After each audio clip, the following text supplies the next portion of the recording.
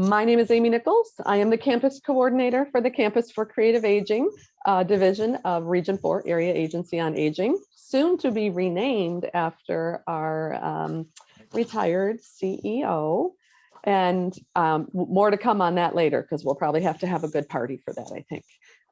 Anyways, we are so happy to have you here for What is Cryptocurrency? And with our very own smartest guy I know, Charlie Olszewski, is going to teach us everything we need to know so that my husband will now have to listen to me when I tell him what to do with cryptocurrency, or we should do something about cryptocurrency. So I'm very excited. You're not only doing this as a great class, but you might be, giving me a bonus point in my marriage. Thank you. So with that, I am going to turn it over to Charlie to get going. Okay, let's go with a PowerPoint presentation here, and we'll start this baby up.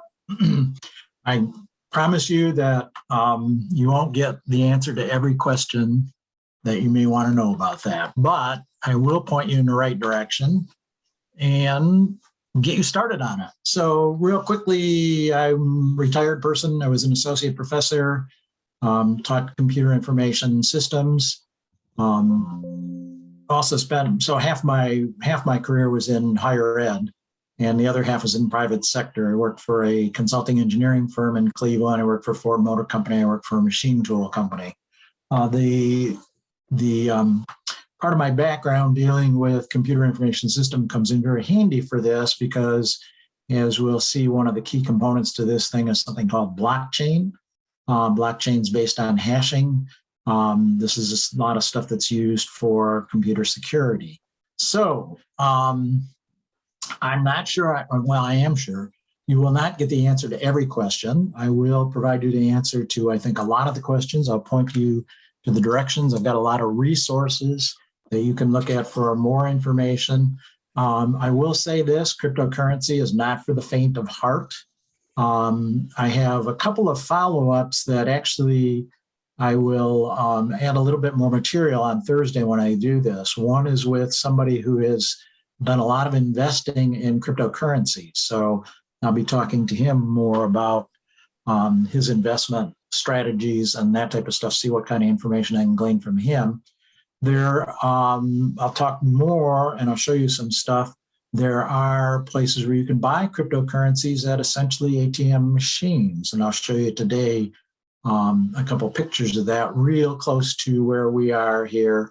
It's actually in Lincoln Township, but there are several of those. And then I'm going to talk with that guy a little bit more too. So basically, I want to do a little intro, then what is cryptocurrency, a brief history of money to give a big perspective of this whole thing.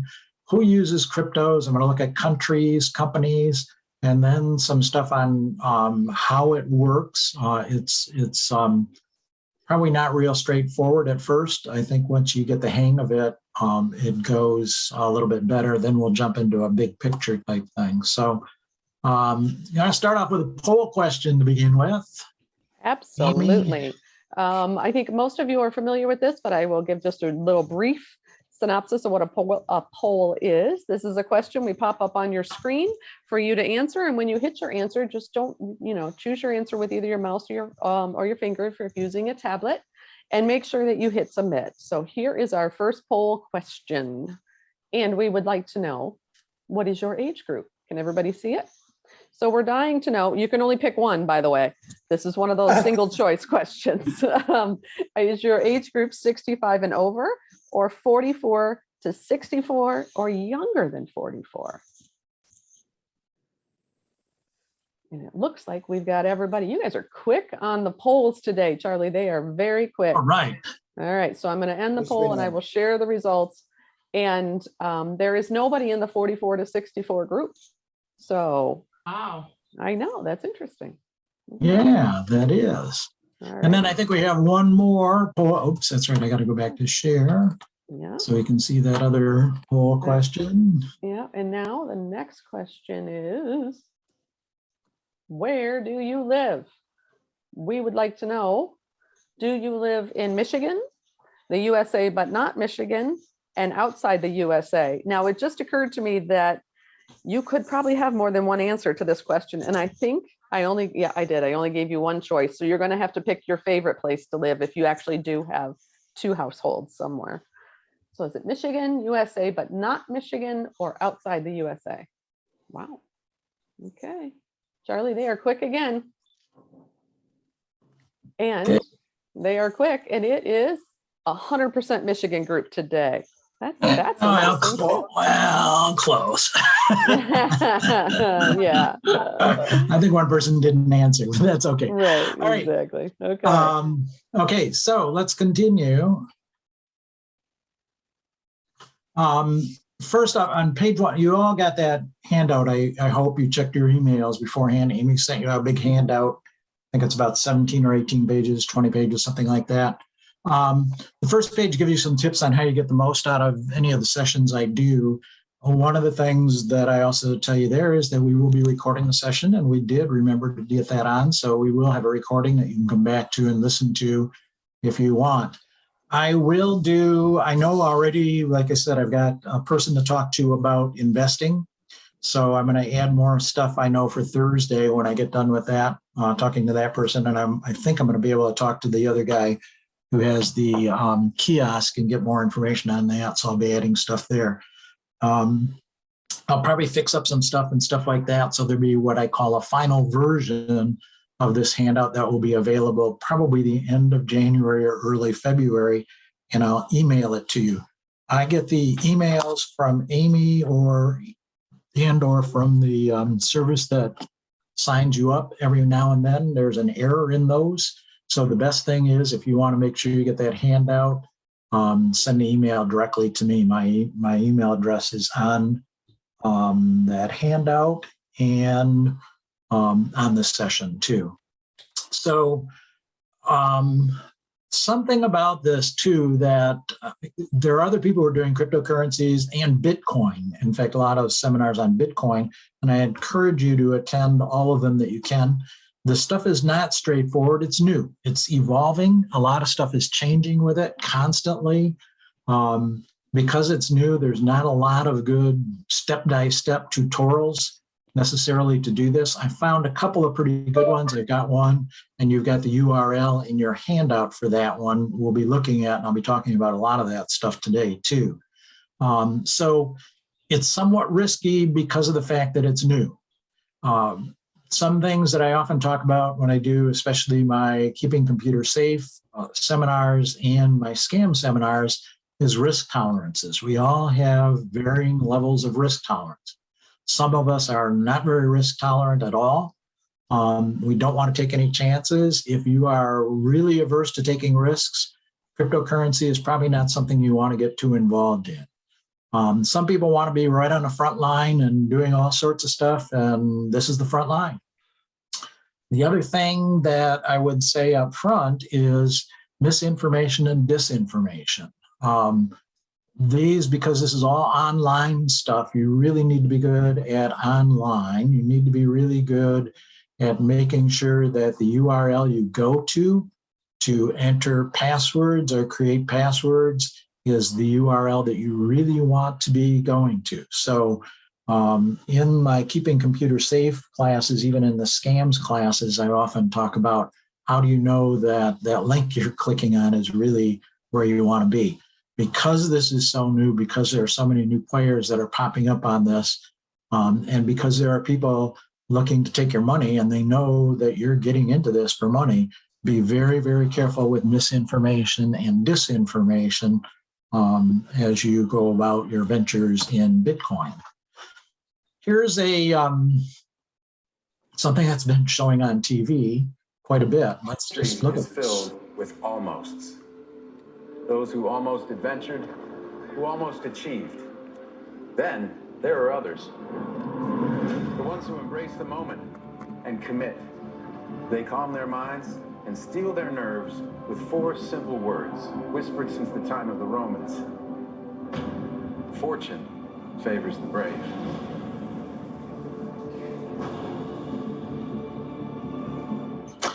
So that's an ad for one of the cryptos that you may decide that you want to invest in or not. But again, wow. I think as they say, fortune favors the brave. When you're getting involved in cryptocurrency, be aware of the fact that It's new, it's risky. There could And it potentially doesn't be include Matt Damon, right? No, it doesn't. Well, I don't know. Maybe it does. I didn't try buying that, so I'm not sure. So starting out with who's involved in crypto and why are people involved in crypto? Well, there's a couple of different, as I've looked at this and thought about it a lot, I think people come at it probably from two different primarily directions. One is users of the currency. So there are a number of people who actually want to get into crypto because they're going to use the cryptocurrencies to buy goods and services. They're going to use it as money. They're going to use it for some reasons that they wouldn't use their credit card for, which we'll talk about a little bit more too. Some people get into this, those people who want to use it for a type of currency. Some of those people are people who just like to be different. They want to be unique. They want to be remembered. They have no real particular reason to need to use cryptocurrency. They could use their credit card. They could use cash, whatever, but they just like the uniqueness of this. I have a friend who prides himself on giving $2 tips with $2 bills. So he gives that out. It makes him unique. People remember him because he does that. Some people will get into crypto purely because, oh, this is a cool thing. I want to use it to be different. And that's cool. That's great. So some people will get into it, though, to use that currency because they're philosophically opposed to third parties monitoring what's going on. So one of the advantages purported for the cryptocurrency, and it is a true advantage, is that it can be untraceable. So if I ever do a version 2 of this, it may not be 100% untraceable, but it certainly can be. And there are certainly, I'll give you a couple of different currencies that are less traceable than others toward the end of the session. So some people are philosophically opposed to Big Brother watching me, or those who just want to stay off the grid. They may want to jump into crypto just because the government can't track it. So that's one group. It's a group of people who want to use this type of currency, and that's why they're getting into crypto, and a whole bunch of different reasons why they might be doing that.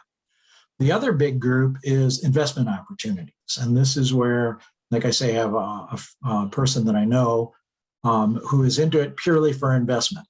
He wants to make money. That's why he's in there. He sees a big killing coming in this thing by investing in this and selling these things at the appropriate time, and he's going to make a lot of money off of it.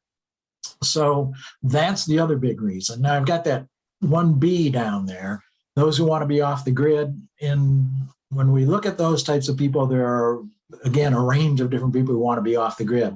Some of them just don't want Uncle Sam following them. They don't want the banks to know what they're doing. They don't want anybody to know what they're doing. It's pure and simple. That's as far as it goes. Some of them are called criminals, and they do not want people to know what's going on. And if you are not aware of it, I think probably I'm going to assume most of you are aware of it, ransomware attacks where they lock up your computer and will not release your computer to you unless you pay them. They are getting their pay in cryptocurrency because they are using forms of cryptocurrencies and exchanges that are probably untraceable. The FBI has been looking at it and claims that it might be able to trace some of that stuff, but certainly some of it, I'm sure, is not traceable at all. So those are the people who, another group of people who are also wanting to do that. So I think I got a poll question coming up. All righty. Have you, this is our poll question number 3 for Amy, have you purchased or sold crypto, or B, use crypto to make a purchase? I probably should have done a C, none of the above. Oops. Oh, yeah, we should have. I didn't think about that. Usually I add to that, but I did make this so you could choose both if you were that kind of person. Oh, then that was a good thing too. I didn't think of that. But if you are none of the above, I guess you can just leave it blank. Yeah, that's true.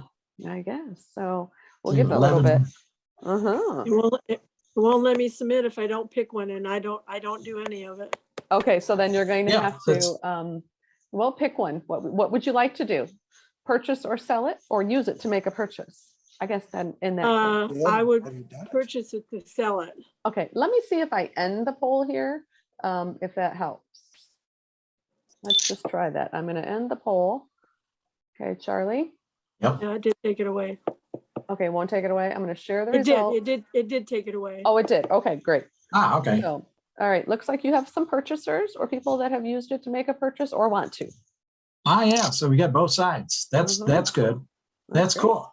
All right. And right. I think I have a second follow-up question to that. You did. We want to know why you're here. So this is, again, a multiple one. You can choose more than one. And this one does have the I don't know answer. But I'd like to know, are you here because you are a potential investor in crypto, a user of crypto, you want to make crypto purchases, or you have no idea what crypto is and you just want to help figure this out? That would be Amy. That would be me. I mean, I kind of know what it is. I just haven't used it. I just can't buy any because my husband's like, wow. So I think if I have all the information you're going to give me, I might be able to argue with him a little bit more. We'll see. All right. Good luck. I know, it's again, but here we go. Okay. Looks like we are at 11 out of 11. We are going to end this poll Cool. now. And you have all kinds of people in this class today, But a Charlie. lot of them who have no clue. Right. Okay, good. Well, then I'm going to be successful, I think. I guarantee you are. You're the smartest guy I know. I tell you that all the time. All right. Okay, so let's Mm-hmm. move on. Oops, yeah, we did. So the biggest thing I want to do is first off, caution you. From a user standpoint, if you're somebody who's using it, that is, you're using it to buy your Starbucks coffee, your next Tesla car, stuff on Amazon and that. If you're a user, one of the issues that you're going to run into is availability. So in fact, I did an issue. We do have right here in Lincoln Township, Stevensville area, we do have supposedly a place where we could go and use our cryptocurrency to buy coffee. Supposedly Starbucks is one of the places that accept cryptocurrency. So the other day I walked into our Starbucks. Those who live close here know that we have one right there at Red Arrow and exit 23 of I-94. I walked in and said to the young lady at the counter, I'd like to use my cryptocurrency to buy a cup of coffee. And she looked at me and said, what? And I said, do you guys accept cryptocurrency for buying coffee? She says, and she looked at her partner and said, do we do that? I don't think we do that, do we? And the other woman said, no, I don't know what you're talking about. So even though they are on my list of companies that do accept cryptocurrency, the availability is going to become an issue. And I think there is an issue. And over time, it'll become less and less of an issue than it is now. Businesses can take it. When you have a big company like a Starbucks, you may find that not all the Starbucks stores are able to do that. Not all of them have really caught up to speed on it. They may, in fact, be able to take cryptocurrency, and the people who are working there were not aware of it. So that availability issue is going to be something. The volatility, both for investors and for users, be aware of that.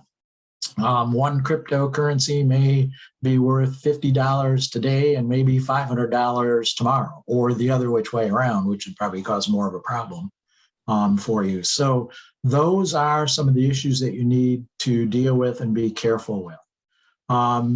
Watch for promoters. The other thing is, again, we get into this misinformation and disinformation. You are likely to see, I expect, and I'm surprised that I haven't seen a whole bunch of it yet, but probably websites popping up wanting to sell you cryptocurrencies that are fraudulent websites and fake websites.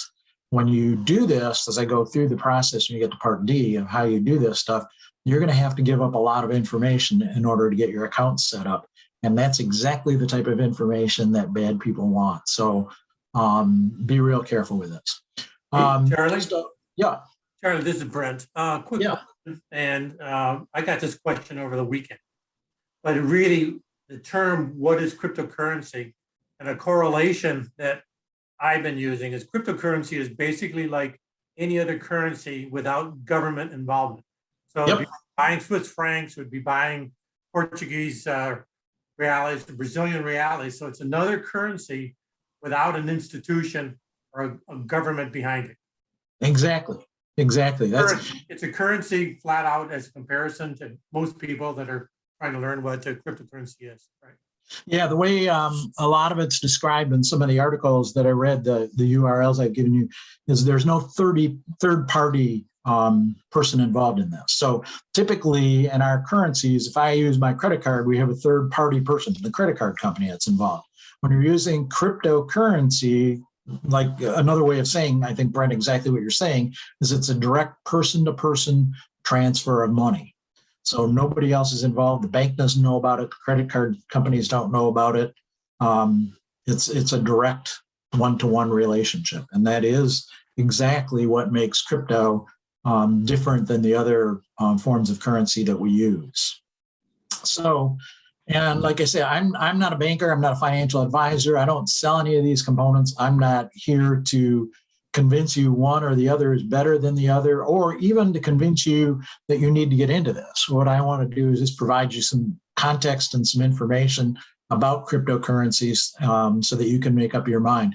I put a lot of stuff in the handout, but not all of it. So there are a lot of references there, a lot of URLs that you can go to online to get more information. And like I say, you need to do a lot of reading before you get into it. So what are these cryptocurrencies? Well, I think most people have heard of Bitcoin. That's the original cryptocurrency. Ethereum is another real popular one. Dogecoin, Polkadot, Litecoin, stablecoin, and the list goes on. And probably every week, there's another one or two that are available. So notice I did in your handout, I believe, two, made Bitcoin, Ethereum, and Litecoin bold. Those are the ones, as I said, there's an ATM right down here on Red Arrow at exit 23 where you can go and you could buy your cryptocurrencies there. They don't handle every potential cryptocurrency. Most of the exchanges, most of the places you buy them don't handle every one of them because there are so many of them now and more as they go on. But those are the three that they have there. This person, thing, entity, I don't know what it is. Satoshi Nakamoto is the creator of Bitcoin. Now, who he or she or what is still a mystery. So, in fact, I again looked, it had been for a long time. He never came out. He kept his identity unknown. We believe it's a he. We don't know for sure. There's a lot of speculation about 2 or 3 different people that it might be. But even as of December 7th, the Wall Street Journal article talked about that the inventor is still a mystery. Nobody knows who it is. New York Post on November 20th of this past year also had a follow-up article saying don't know them. The New York Post article was about a court case that's actually going on. The brother of one of the potential inventors of this, one of the potential people who is this Satoshi Nakamoto, is in court trying to get his share of 50% because he believes it's his brother and another person who did that. But we still don't really know who it is.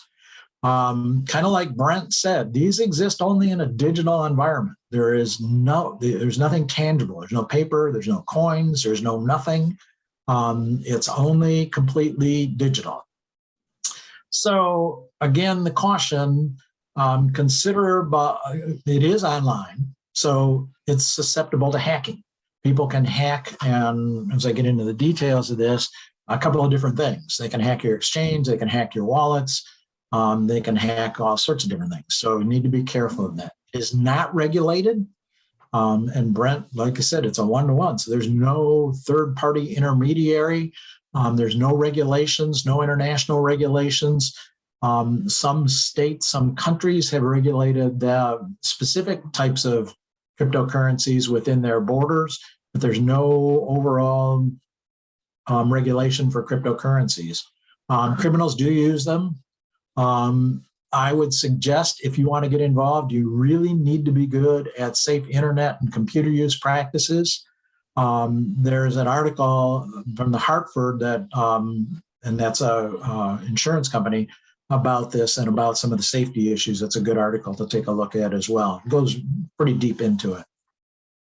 So where do you purchase cryptocurrencies? Well, there are platforms like Coinbase and CoinMama are 2 of the common ones.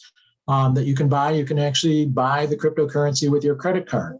There are Bitcoin ATMs like the one at Red Arrow and I-94. And if you want to know where those are, there's more than that one, but that one happened to be really close to my house, so I went there. But if you go to this website, you can locate the ATMs for Bitcoins here, and I'll show you that a little bit later. The top currencies, cryptocurrencies, this is November 11th article by Forbes, and the way they rank top cryptocurrencies is by market cap, the value of the company, how big is the company. Bitcoin still is the biggest one by market cap, by value. Ethereum is second, and then you can read the others all the way on down through the Dogecoin on that. But again, these are not the only cryptocurrencies. These are the top, as of November 11th, what Forbes had as the top 10 cryptocurrencies by value. So a brief history of dollars. Let's look at this. As I was reading through a whole bunch of this stuff and looking at all these different websites and all this, I started to realize how little I know about our money and money system. And it's really quite frightening. But IEEE Spectrum, this is Institute of Electrical and Electronic Engineers, some time ago did a big issue on the history of money and provided, I think, a good context and background in this thing. One of the really important things I got out of that is that money is used for three different things. So it's a store of value, means that you can defer consumption till a later date. If I have a pig or a cow and I want to trade for bananas, I can't defer that for very long. That cow or that pig is going to get old and won't be able to get very much value out of it. If I have bananas, they won't last very long at all. It's a unit of account, meaning it allows you to assign a value to different goods without having to compare them. It's really hard to compare how many cows it might take to purchase a Rolex watch. If we all say that the Rolex watch costs $10,000, everybody knows what that is, no matter what country they're in, what state they're in, they can compare that value real easily. It's a medium of exchange. It's easy and efficient for you, me, and others to trade services, to trade goods with each other. We don't have to carry, I don't have to carry my pig with me when I want to go buy bananas.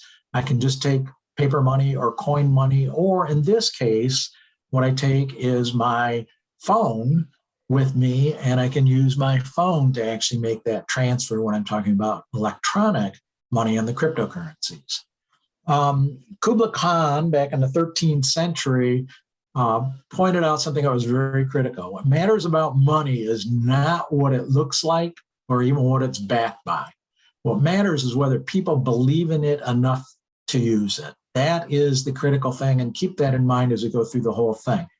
Cryptocurrencies will be successful if people believe in it enough to use it. If they don't use it, it's likely to go away.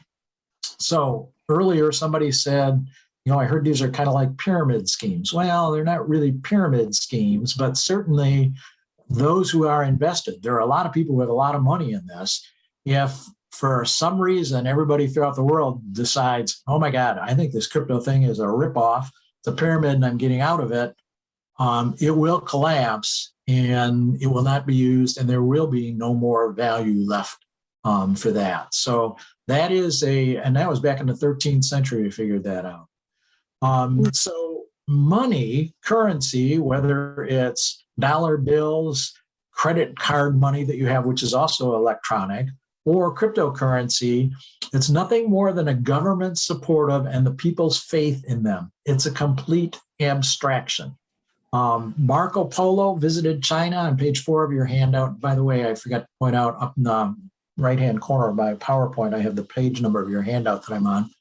So Marco Polo went and visited China at one point, and well, supposedly the story goes, at least in this article, and people were exchanging their labor and goods for mere pieces of paper. And he was just astounded that they would be exchanging labor and good for pieces of paper. I mean, paper is worthless as far as Marco Polo thought. And he was also intrigued by the fact that value was being created out of thin air. So money has evolved from a barter system to coins to paper to the electronic world that we live in now. And the cryptocurrency I see as nothing more than an extension of our credit cards that went to PayPal accounts, that went to all the instant cash things that we can do with our phone. The cryptocurrency is just continuing that trend as near as I can tell.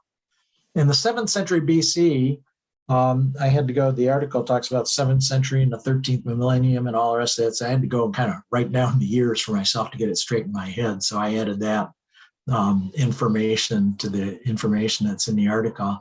So a place called Lydia, now called Turkey, standardized metal coins. And they did that because of what economists refer to as the double coincidence of wants. So somebody may have shoes and want bananas. The double coincidence is that I have shoes, I have to find somebody who has bananas. And then, so that's the first part of it. It might take a little while to run around and try and find somebody who has bananas, but then do they want shoes or are they looking for coats? So even though they want bananas, they may not be interested in trading my shoes for that because what they're looking for are coats. I look out the window and say, yeah, probably coats would be a good thing at this point. So economists call that the double coincidence of wants. Common currency makes that much easier. If we've got dollars, I can go to that banana guy and I can trade dollars for the bananas and I can get my bananas. I don't have to be concerned if he wants shoes or not. Modern governments prefer to issue and control their financial transactions, especially the international ones, and they want it to be traceable. So to Brent's point, yes, all of our money other than the cryptocurrency is controllable, is traceable, and somebody's watching you with it. And that's why some people don't want to use that. Governments embrace hard currency. They facilitate the collection of taxes. The building of military forces is what they found over time. They reduce the cost of trades. So because of once currency came into place, the Roman Empire was able to actually reduce the cost of trade across the world, collect taxes, build big military forces so it could conquer other people and take more property. So they loved it for that reason. Feudal lords, a little different. So with the feudal lords, the basic relationship between the master and the vassal was mediated not by payment for services rendered, but rather an oath of loyalty and a promise of support. So when you think about this and you think about money, money is an abstraction. Money is something that Brent and I can exchange, even if we didn't know each other, and be happy with that. If on the other hand, I didn't know Brent, I might look at him and go, I don't know if this is a guy I can really trust on there, and I might not want to trade with him as well because I don't trust him. The feudal system was based on trust, based on a promise of loyalty and a promise of support. So the feudal system really had no use for money. So as a feudal system started to take over in the world for a period of time, the whole role of money got diminished in there. So money encourages trade, encourages also a division of labor. They reduce transaction costs, but economists and philosophers have found that it tends to corrode traditional social orders. It's commonly believed when money enters the picture, economic relationships trump all other kinds. It becomes about money. Bill of exchange, we ended up with that. I can't remember the year. I guess I didn't. I think I've got that in your handout. Sort of a precursor to the traveler's check, a document representing a quantity of gold that could be exchanged for the real thing in a different city. Bills are easier to carry. So it made commerce across the world much easier to carry out than back in the days where you had to carry rocks and stones and gold and silver. By the 16th century Europe, money was a piece of gold or silver. An amount of dollar fluctuated based on how much gold and silver was available. We have now moved to today's central banks. The USA has the Federal Reserve, the Eurozone has the European Central Bank, the Maldives has Maldive Monetary Authority, so on and so forth. these organizations set interest rates, combat inflation, and otherwise control monetary policy. And this is an interesting thing to me. Only about 10% of the US money supply, in other words, about 1 trillion of the $10 trillion money supply in the US, exists in the form of paper cash or coins. So, in fact, if everybody had a run on the bank, if we all ran down to our local bank and wanted all of our money out that we have, that our bank statement says we had, we wouldn't be able to get it. They don't have enough paper cash or coins to do that. So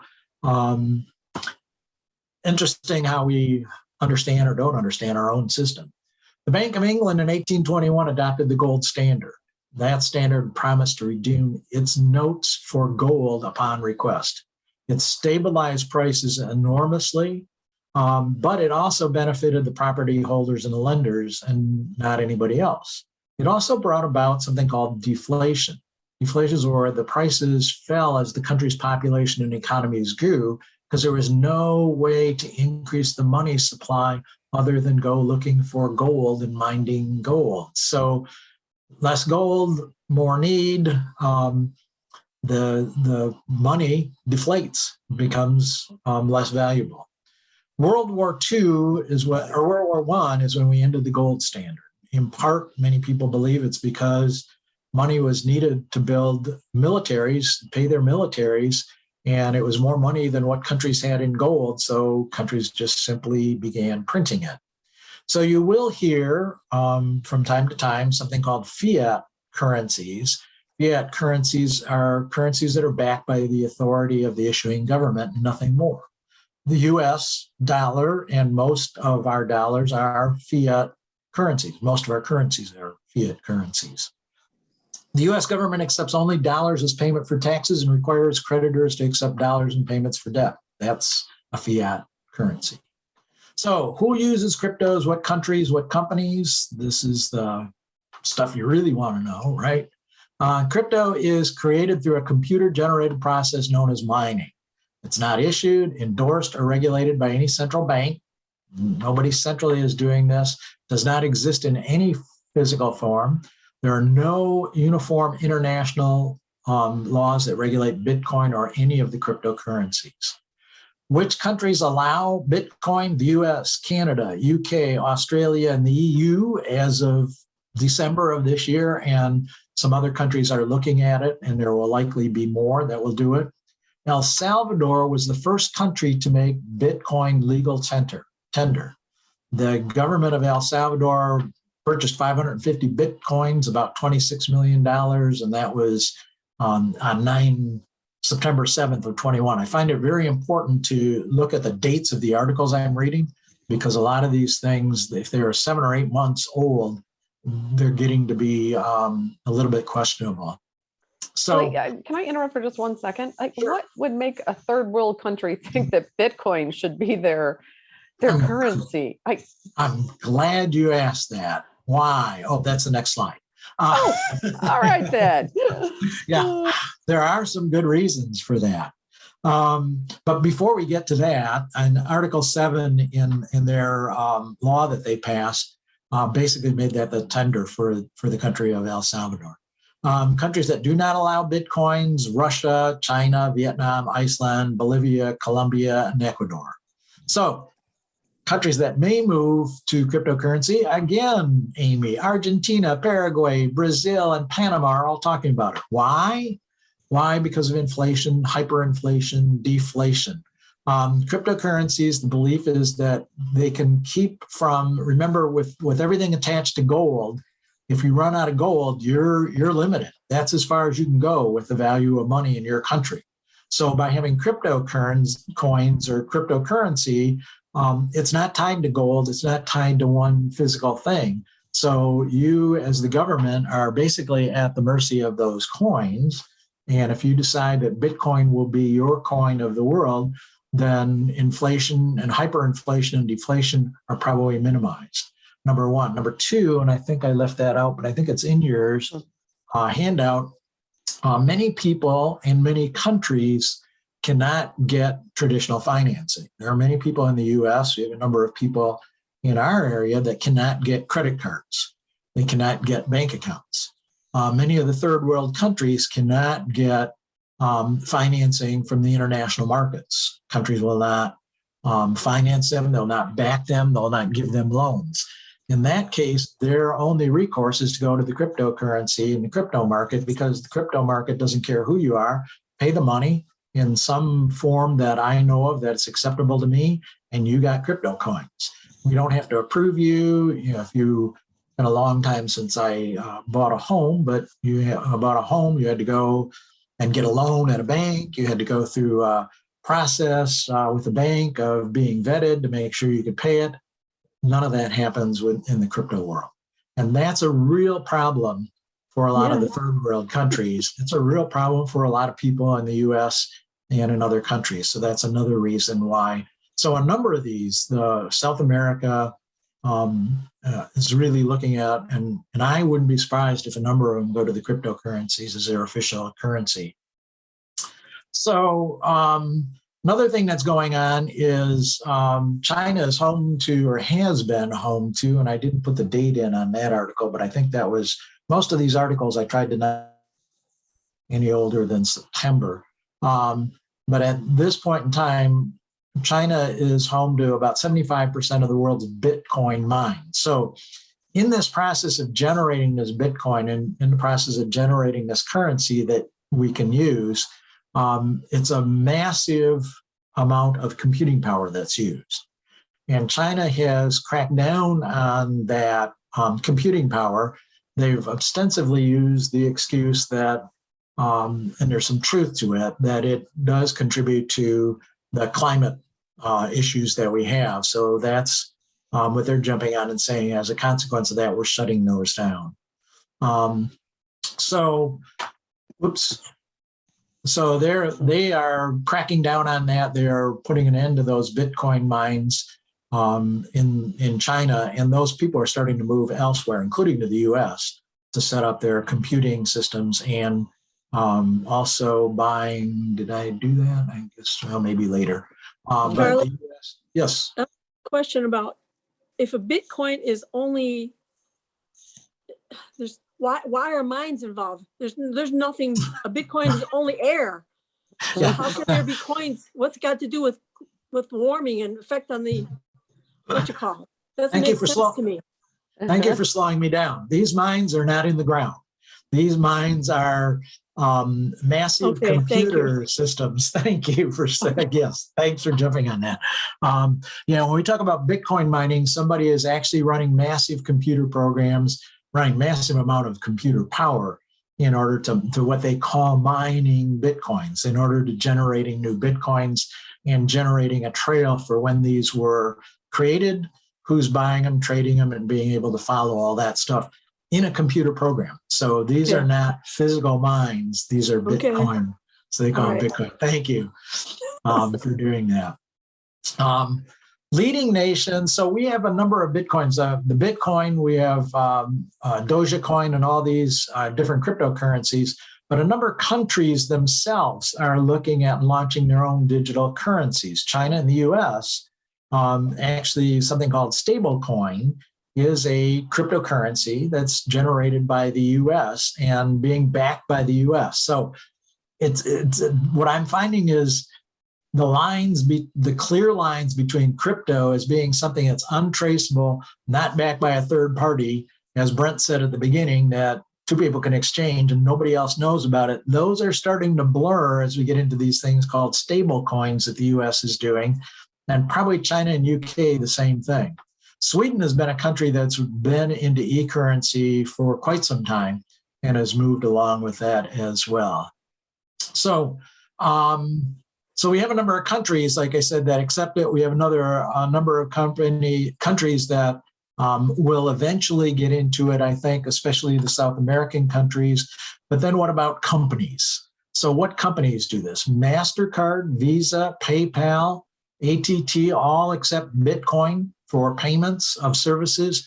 Pavilion Hotels and Resorts, Air Baltic, LOT Polish Airlines. I didn't know maybe I own part of that, my relatives or something, I don't know. Expedia, Travel, cheapair.com, AXA Insurance, Microsoft, Amazon, Starbucks, and Starbucks, which they didn't know about down here, my local Starbucks, but somebody will keep figuring that out. Overstock.com, Tesla.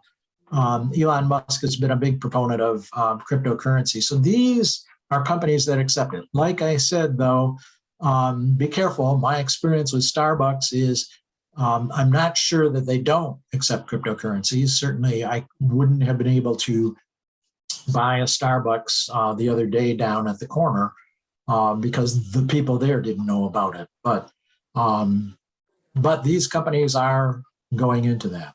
Okay, let's look a little bit more detailed at how this stuff works. And again, remember, these are currencies that you can't see, you can't feel, you can't touch, you can't smell. These are generated on computers, reside only in computers. So these, consequently, computer safety and around cryptocurrencies is paramount. You need to keep electronic keys. You're going to need to keep passwords, very, very safe passwords. Do not ever use an 8-character password here. Private keys are the access to your Bitcoins. That's the money that you have. If you lose that private key, you have lost everything. You cannot retrieve any of the money that you have on there. Passwords are used to protect your wallets. The wallets are the way that you actually exchange and use the cryptocurrency. If you have not heard about it, there was a bit of press just before Christmas about this James Howells in Newport, Wales, who realized, well, at least in December of this year, we found out, I'm not sure exactly how long ago it was, but he accidentally threw away a hard drive that contained the private key to access his 7,500 Bitcoins, estimated to be about $280 million. Without that private key, without that hard drive, he cannot access that money. So, well, actually, one valued it at 280, another one valued it at $383 million. So if you lose your private key, if you lose your password, all the money that you have in Bitcoins is gone. A data analytics firm called estimated about a fifth of all the coins that have been mined to date, not dug out of the earth, been generated on these massive computer systems. Somewhere between 2.78 and 3.7 million of those coins are lost. Nobody will ever retrieve those. So this is not for the faint of heart. It's not for the inexperienced. If you're a novice at keeping long, complex passwords and stuff like that, you probably may not want to get into this yet. Now, I think things will evolve over time and it'll get less onerous and much easier to do. The first step of this is to pick an exchange. So if you're going to get into cryptocurrencies, you're going to need to pick an exchange. So that's on page 9 of your handout where I talk about that. And most of this stuff that the next several pages of your handout on how to do this came from an article. I think that was the major companies. No, that was the, this is actually on page 10 of your handout. And while he's looking for that, I should say, if for some reason you did not get the handout, please let me know and I will resend it. Sometimes it blocks it, when we send it with an attachment. That's true. So this was how to buy Bitcoins, an article on Investopedia, and they had what I thought was probably the best step-by-step thing. So I took a lot of their stuff and put it in here for you, but you really need to go to the article. The URL is in your handout on this thing. Again, be safe with this thing, but you have to get an exchange. So there are cryptocurrency exchange, online exchanges you can go to from your computer or your phone to do this, or there are the ATM kiosk things. And I've given a picture of that in your handout, and I didn't put it on this page, but that picture on page 10 of your handout for the exchange, that is the ATM machine that is over in the mobile gas station. Well, not in the mobile gas station, inside the store of the mobile gas station at Red Arrow and I-94. And that's what it looks like. You can go there to place your order. So that's the first thing, is you'll have to pick an exchange to use for this thing. There are many, many of those: Coinbase, Kraken, Gemini. There's a list of them in your article that you can go to. You can just go to those things online and do them there. Or I'll show you here in a little bit, you can actually go to this machine to register with one of those exchanges in order to get your Bitcoins. The second thing is you have to connect your exchange to a payment option. So what you're going to have to do is set this up with access to your credit card, to your bank account, something like that, so that you can send money to the exchange for them to exchange it into Bitcoin or cryptocurrency, whichever cryptocurrency that you're using on there. Now, a word of caution: in the handout on page 11, I talk about, or page 10, I talk about when you do connect, if you can connect that directly to your bank account, your savings account, your checking account, whatever you want. However, big caution is that some banks will not do direct transfers between these cryptocurrencies. So before you decide that you want to use a particular exchange, if you're going to want to do that using your checking account or your savings account in your bank, talk with your bank people and make sure that they will actually permit those exchanges to go on, because some of them do not. The third thing is, once you have your exchange payment option set up, is place an order. Now you can actually use your credit card, use your bank account or whatever to buy cryptocurrency. So that's step 3. That's relatively straightforward to just go ahead and do that. On page 10 and 11, I talk about storage. So your crypto, what you're doing is you're changing your US dollars into cryptocurrency. So when you change that, somewhere you've got to store that cryptocurrency. You know, if I go to the bank and I get $100 out of the ATM, I put that cash in my wallet and I bring it home and hide that in an icebox or something. But cryptocurrency, there's nothing tangible to it. What you have to do is put it in something that is generally referred to as wallets. This is somewhere electronically that you're storing this. They talk about hot wallets and cold wallets.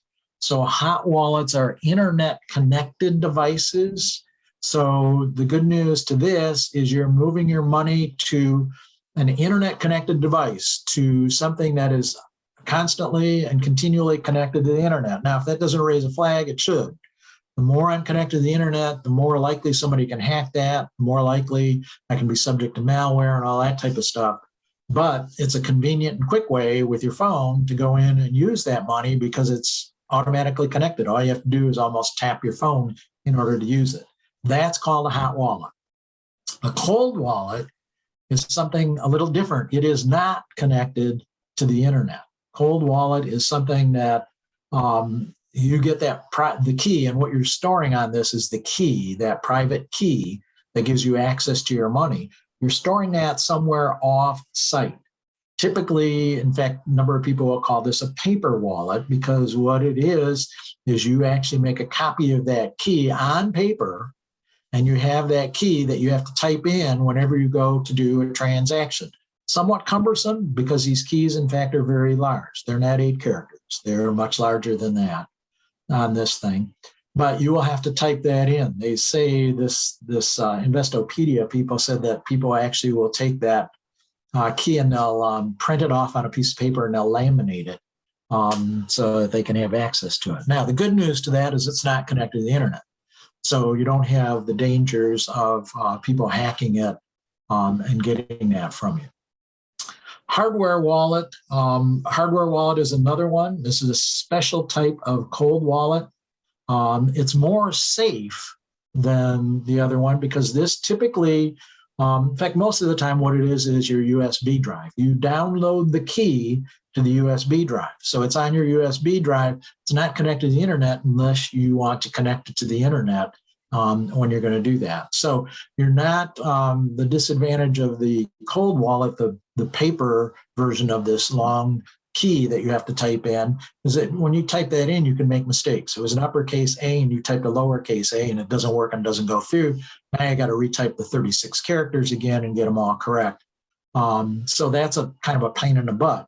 By using this, what they call hardware wallet, the USB, the key is actually stored on the USB. You want to move money, you just take the USB, stick it into your computer, access the USB key, and you're good to go and you're not going to make any mistakes. So it's not connected to the internet. That's good news. So it's safer than the hot wallet in that way, more secure than the cold wallet, and easier to use the cold wallet. A little bit more to setting that up, though, than the others, and they'll talk about that in that paper if you go to that website, too. Way better than 36 characters when I can barely come up with an 8-character password anymore. And these will have all sorts of funny, weird things in there. Uppercase, lowercase numbers, all sorts of special characters and all that good stuff. So not cool. I'm going to add some samples of those on when I revise this too. You can also buy your Bitcoins and cryptocurrency through PayPal, through the ATM kiosks. There are a number of these exchanges that are getting much better at setting this up and making it much easier for you. So I think I'm guessing in 6 months to a year, it's going to be a much easier process than at this point.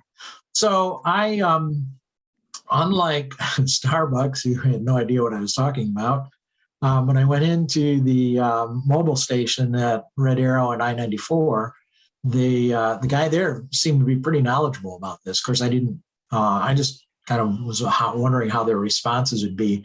Joe Blow walks in off the street. This guy's really good. So I'm going to go back and talk to him more and get some more information. But here's what you look at. So it looks like an ATM. And notice that this is not a cash ATM on there. You can't put your ATM card in and expect to get money out. This is a Bitcoin ATM. So you buy crypto instantly. So that's the default, what it looks like. The screen will scan to something, how to use a Bitcoin kiosk. Step 1, create an account. That's that exchange that I was talking about in step 1. Step 2, scan your wallet. Now, he said to me, you need to have your wallet set up before you do this. So I'm going to go back and talk to him a little bit more.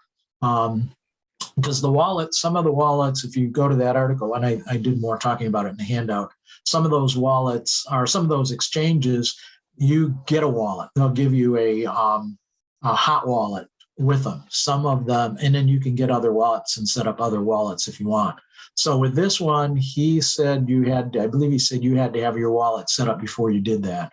And then step 3 is buy your crypto. So again, these are the only 3 cryptocurrencies that are available from that ATM. Different ATMs will probably have different ones available. I think everybody's going to have Bitcoin because it's the biggest one. Litecoin and Ethereum. Ethereum also, all 3 of these. Well, Ethereum and Bitcoin are much larger. Litecoin is not quite as big. So what you would do on this screen is select either Bitcoin or Litecoin or Ethereum. I selected Bitcoin.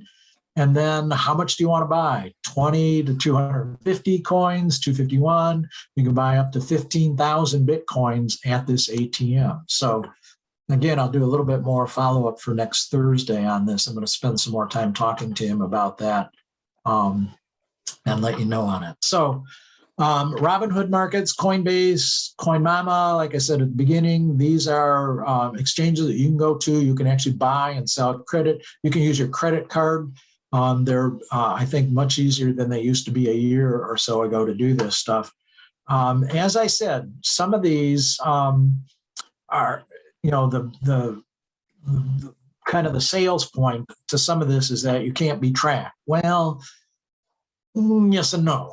Not quite so straightforward. But if you are looking to be sure that you are not tracked, Monero and Verge, and I talk about those on page, it's probably 12 or 13 of your handout, they are much more private than the others. So they go through some additional loops and hoops to ensure that you will not be tracked on them. Again, the word of caution, hackers have stolen cryptocurrency in the past. They'll continue to do so in the future. In fact, according to a recent report, and I forgot to put the date on this thing, but again, it was probably November or December of last year, $927 million was stolen in the first 3 quarters of 2018. That's the important thing. That was the first 3 quarters of 2018. $927 million US was stolen from that. Hackers can get your cryptocurrency in a variety of ways. They can gain access to your digital wallet. If they steal your passwords to your digital wallet, and they can do that, then they can have access to your digital wallet. They can pay that money to whoever. They just drain whatever's in there. The article, and I think I did talk about it in the handout that you've got, you probably are wise to set up multiple wallets, one with your longer term investments, one with shorter term stuff that you're going to be used for buying and selling. And then you can break it up any other which way you want. But they highly recommend that you have multiple digital wallets. Phishing scams are another way that they get access to either to your key or to your password for your wallets. Phone porting scams, because this is done on your phone, where you give your key potentially or your passwords. Those can be ported to other phones where they can drain that off. Malware programs also are another potential problem. You want to know what Satoshi Nakamoto looks like? That's what he looks like. That's him right there. If only we can find him. So we still don't know who he is. And as I said at the beginning, trust is the basis of all of our systems in the internet and the financial world. The goal of cryptocurrency is to remove that issue of trust. So I don't have to know who it is I'm dealing with.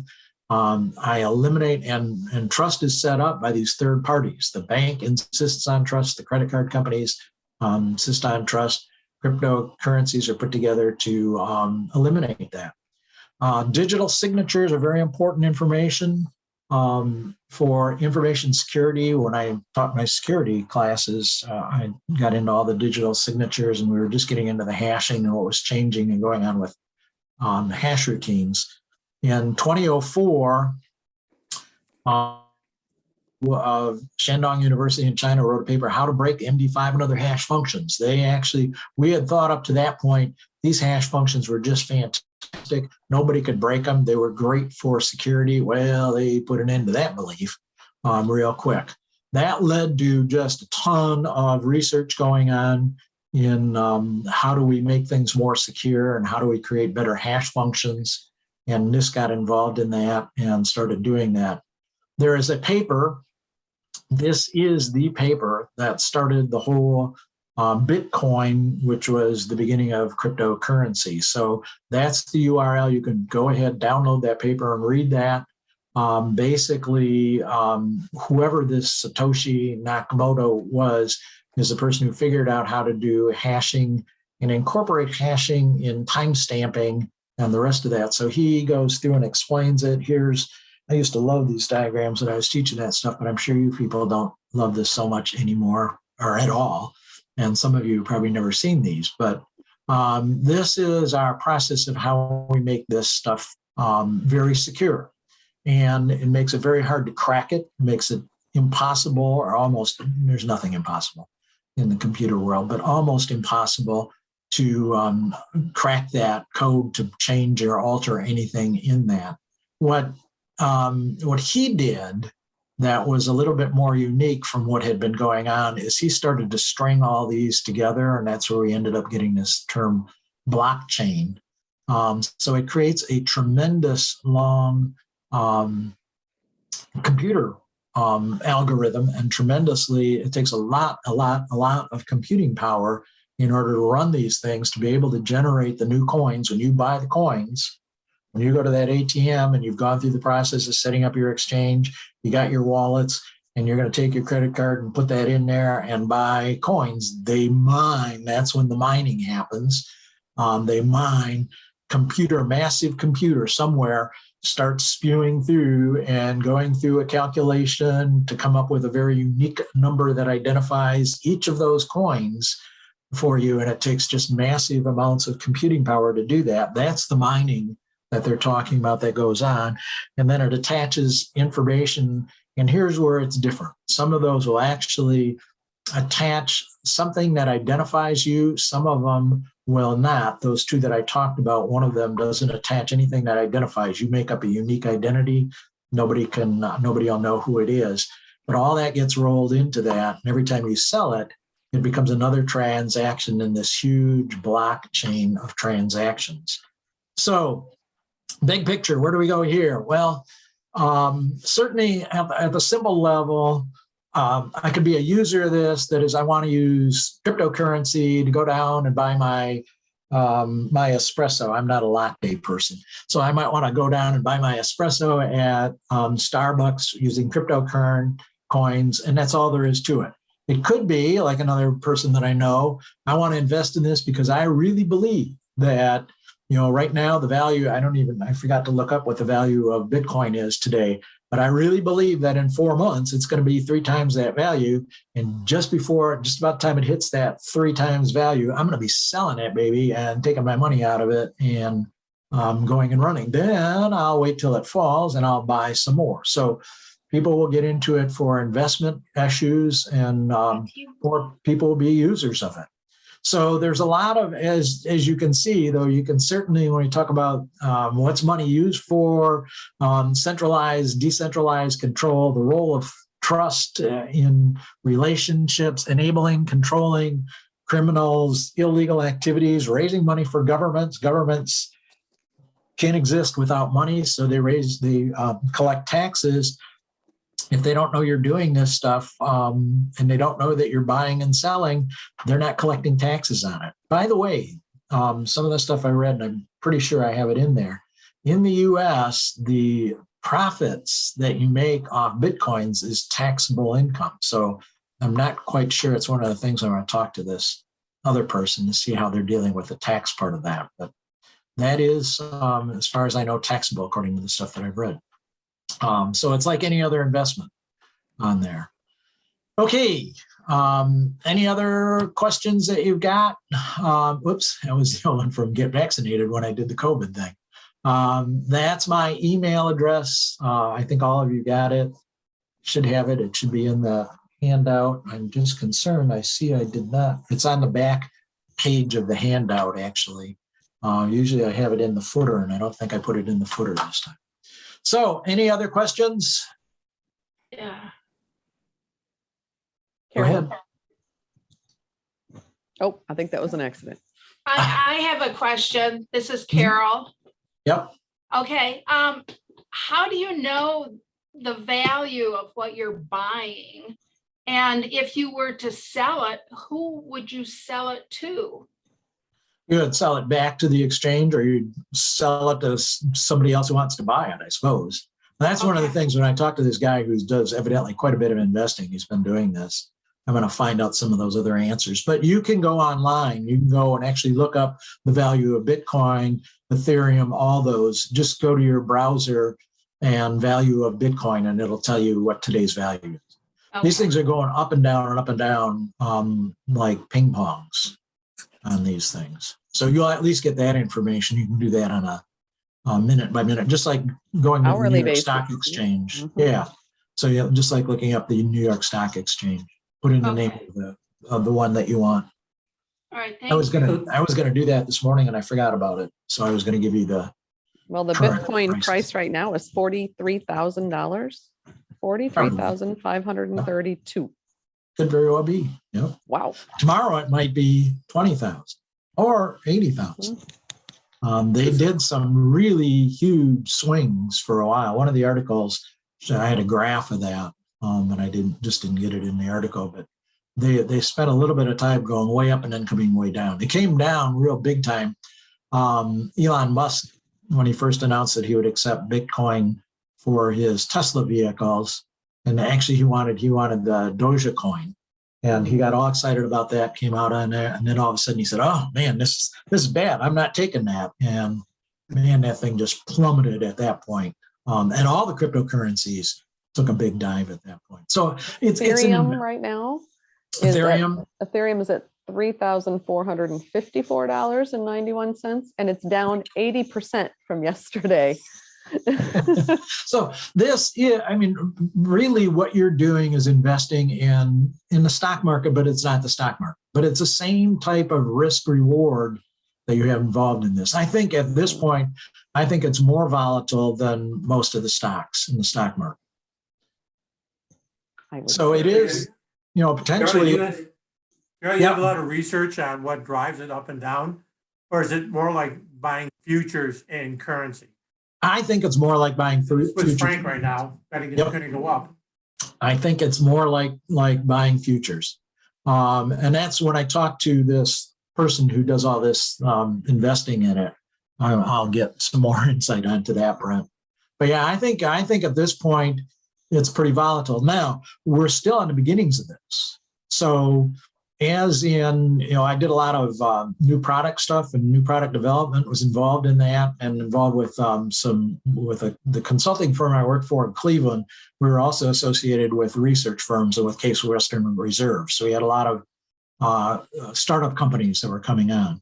So I got pretty involved in what's it like to be a startup and what's it like on that. And early investors often were the ones who made a bundle of money. So sometimes they made it because they sold their shares in that and got out before the company collapsed.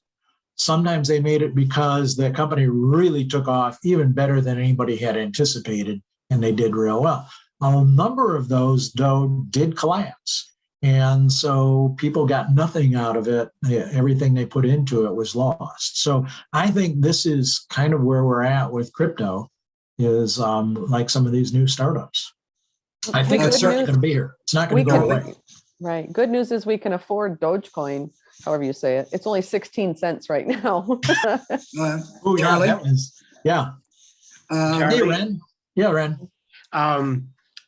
So Oh, to that's right. break it down, if I were to go to one of the Bitcoin ATMs that you mentioned out on the Red Arrow Highway, and I were to spend $100 and then I were to sell that, and I'd gone through all the process of setting up accounts and so forth, and then I were to turn around and sell that back to the exchange, am I going to get back a value of $100 or? Well, it'll depend on what the value is the day you sell it back.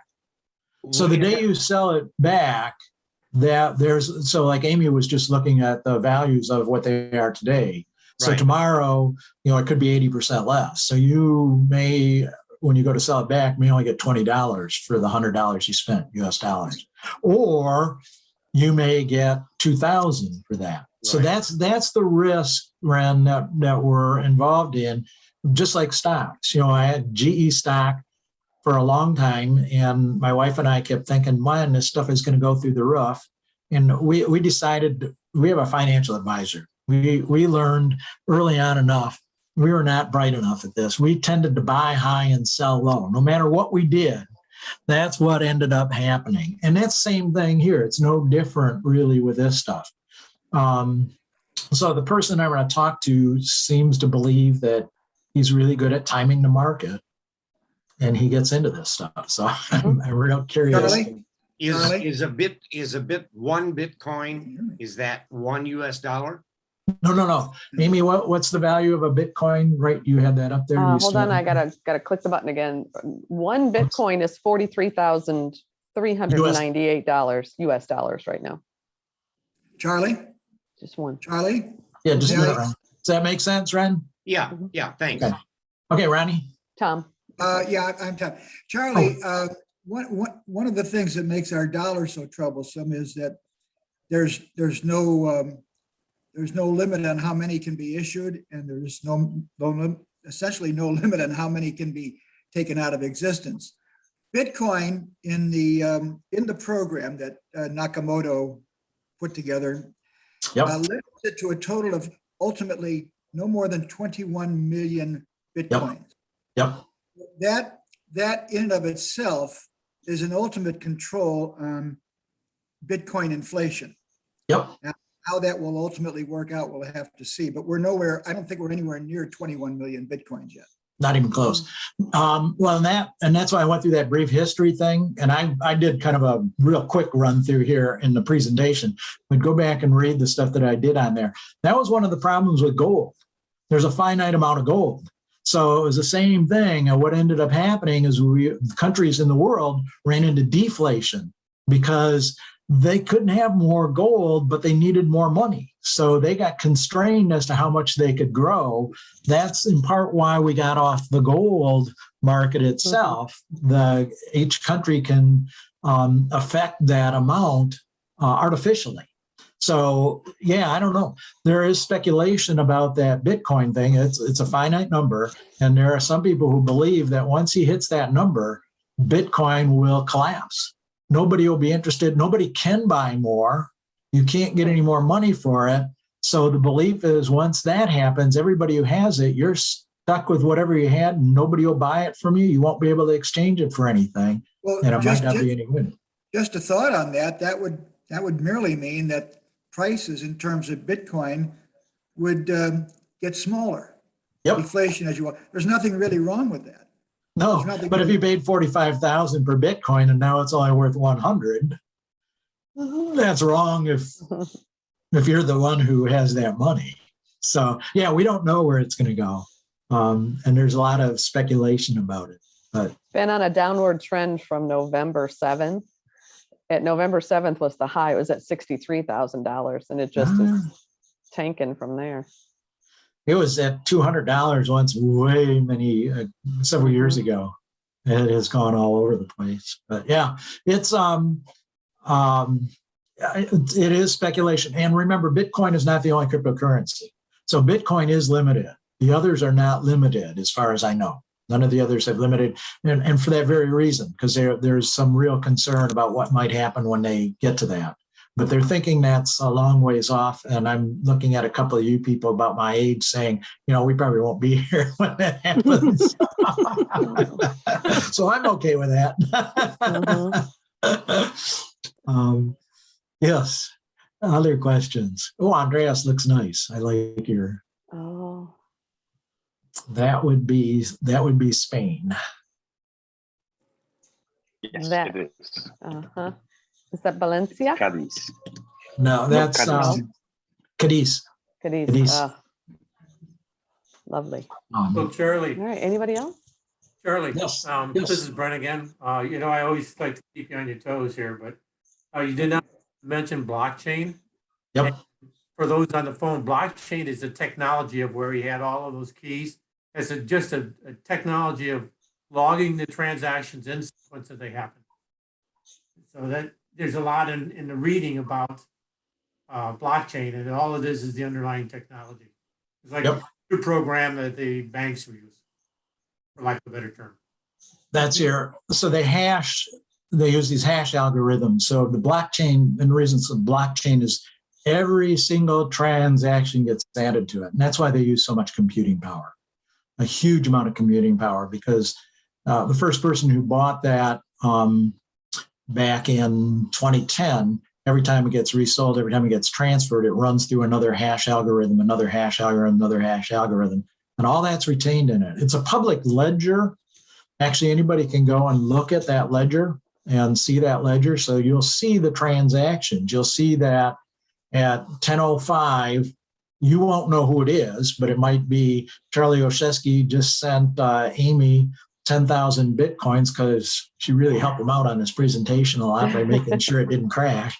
But you would actually see that $10,000 transaction happened. You wouldn't know who it was there. Now, as I said earlier, the FBI has given some information that they've been able to, because when you originally create your identity through some of those exchanges, you have to, and that's the other thing in the paper I talked about, when you go and create your wallet, depending on where you're creating it, what country and that, you are going to have to potentially give your social security number. You may have to show a picture ID when you're doing it.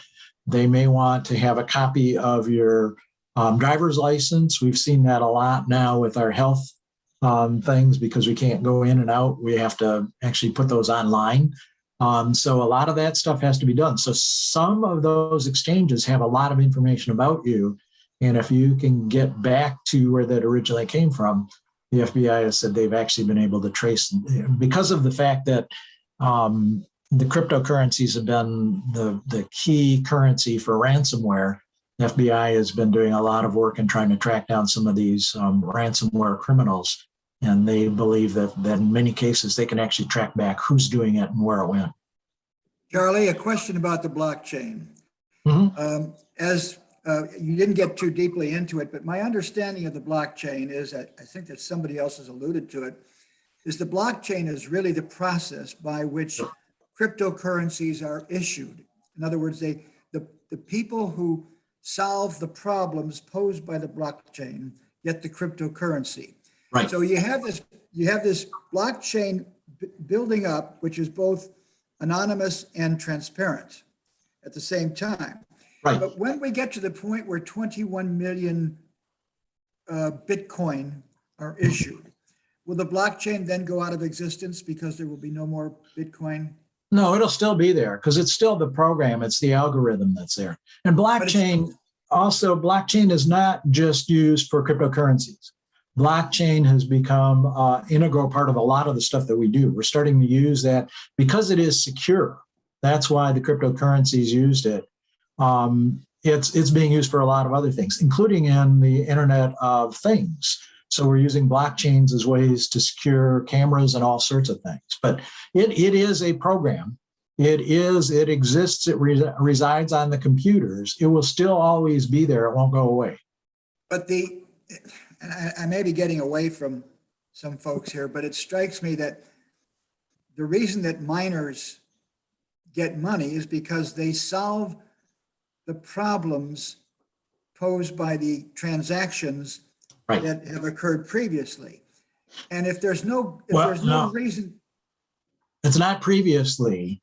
It's by the transaction that's occurring at that time. So they're creating a Bitcoin. That's the process of mining. So they're creating a new Bitcoin for you, and they have to do it. So it's got to meet all the criteria of the blockchain and the hashing algorithms, and it has to be the fastest one to do that. And so that's where they were running into the computer problem, and the power problem is because they have to have a fast enough computer to generate this thing that creates a unique mathematical. It's really a mathematical equation. But the blockchain is a wonderful thing, I think. It's it is. It's a great record keeper and everything else. But I'm still troubled if nobody's going to mine anymore because there's no more Bitcoin Right. to be obtained.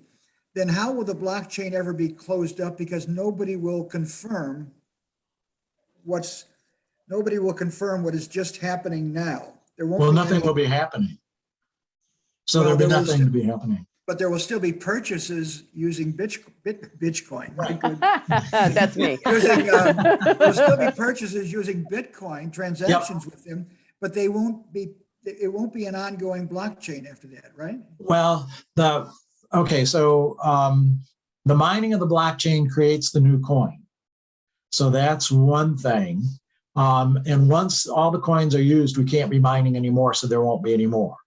So when I go to purchase that, you actually go through a little bit different transaction that verifies, by using hash functions, verifies that coin is a coin that you use. It verifies that blockchain, that mathematical equation, is something that is owned by you as opposed to something that's owned by me. So whenever you're purchasing something, you're not mining a new coin. You're verifying that coin that you say you have really is yours. And they use the hash functions on the blockchain in order to verify that that's really yours, and you can use that and you can transfer that to somebody else. So mining creates the new one. The using it doesn't create a new one, but it has to verify, in fact, that you are the owner of that, and you're only using it one time is another part of it. That was a critical thing that he figured out, is how to make sure that you can only use it one time. So Charlie, to extend that conversation, blockchain thing, technology is used in logistics systems around the world now. Basically think of it this way. When you're going to buy a refrigerator from Lowe's. That refrigerator was made in China. There's a transaction that when it comes off the line, there's a blockchain record put out there the day it was manufactured. Then there's a blockchain record of when it goes from the China factory to the port of China. There's another blockchain record when it goes from Port of China onto the boat and what location on the boat. Another blockchain record that shows it coming off the boat, going into Port of Los Angeles. So there's a blockchain record basically for every move of that refrigerator to Lowe's, and then there'll be one more record that it goes to you. So blockchain is a logistics tracking system. It is not, it's just a technology that the whole Bitcoin process is being built upon, or cryptocurrency is being built on. Yeah. Blockchain, like I said, is used for tons of Not things. a link. directly to Yeah, for securing cameras, it's used for security world has really picked it up because what he did is figured out the value of chaining one hash function to another hash function and tying timestamps to it. So that one handout that I had, the diagram in your handout shows the time function also. So he builds a time function into it, which is something that we hadn't thought about in securing our internet devices and that. But by doing that, you build this long blockchain, which like Brent says, so you can keep track of this part was made in this place in China, it was shipped to this port, it was shipped to that. Every time we go through that, we keep chaining all those together using these mathematical equations and mathematical functions. And then I can verify, and this is what we've done in security, computer security for a long time, I can verify using hash functions that in fact that chain indicates that you own that and you have the right to sell that. And also you're only selling at one time. And so it's all built in mathematically. These are all mathematical computations to build all that stuff together, to keep track of that and to verify. Because one of the big issues was, as we know, copy and paste, right? So I can make a copy of a $10 bill. And since I'm doing this electronically, I can send that copy to Brent and say, here's your $10 I owe you for coffee. And then I can, because I got a copy of it, right? I can send that $10 to Amy and say, here's the $10 I owe you for that. And then I can send it to Ren, and then I can send it to Pat. And now I've used that same $10 4 times. All those people think they got $10 from me and they didn't. So that was one of the issues by doing this blockchain technology, by figuring out how to do the algorithms, the orders that they're done, what gets handled, in which sequence does it, and how we bring timestamps into that. It kept track of all that stuff, so you can't use it more than once. You can only use it one time. You can verify, in fact, that it's truly yours. You can go back to, in fact, when was that Bitcoin originally created?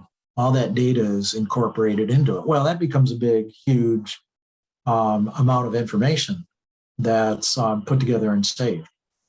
And a lot of calculate in order to figure it out. So that's hence the big computer systems that are being used in order to be able to do all this stuff.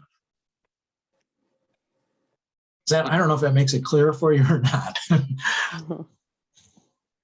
Hey, Charlie. Oh, Yep.